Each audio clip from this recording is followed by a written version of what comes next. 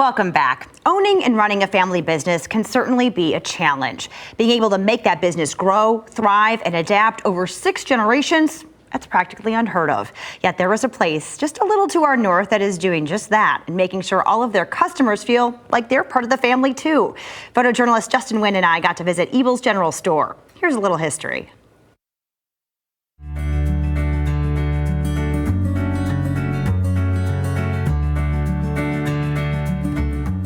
Well, Chris Ebels was the founder. It was an old wooden building, 1927, got moved over on this corner. It was so neat to hear the first-hand story, how they put it on skids and moved it with horses. And one gentleman said, "Your grandpa got by cheap, Mark." And I said, "Well, why is that, Bob?" And he said, "Well, they moved it one day, only one horse, so a horse could only eat one bale of hay. So he got it moved for one bale of hay." It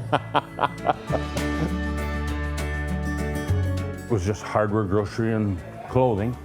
And then in '84, the good Lord took Dad home. And Dawn was firmly entrenched then already with me. And we saw the need to get into different business ventures. I was never one to have a lack of ideas. I like to say to people, I'd have an idea and I'd wade into the water, and pretty soon the water would start to come up around me and Dawn would save me. Got into meat processing, got into catering, Dawn's catering business, which is very, very well appreciated around the country here. We got into doing smoked meat with Littletown Jerky Company. Those brought us out into a farther community, and it just brought people back to us. I'm going to go back to a couple statements my dad said. He'd say, "Mark, the customer has a prerogative to go wherever they want to. You have to make them want to be with you." And that struck me as being so true. Customers they're so precious to us in the business world because you can't run a business without them. We try to make them feel like they're at home. Our customers, we want them to be friends with us, and we want to be friends with them. The kids were with us, as they grew up, and they just worked with us. The whole time. We're just happy they wanted to stay, and now we're kind of helping them. We're thankful.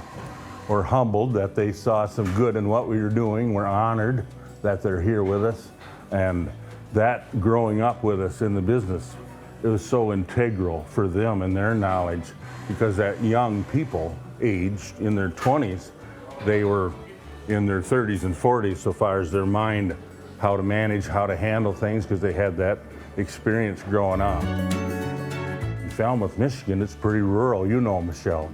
It's kind of like the little engine that could, We thought we could, we think we can, but we thought we could because we know God, and we know He watches over us, and we've seen it time and time again. We have a full-line grocery store, and upstairs we have a really nice deli, and we make all our salads are homemade, through our catering department. And then upstairs we have our meat department.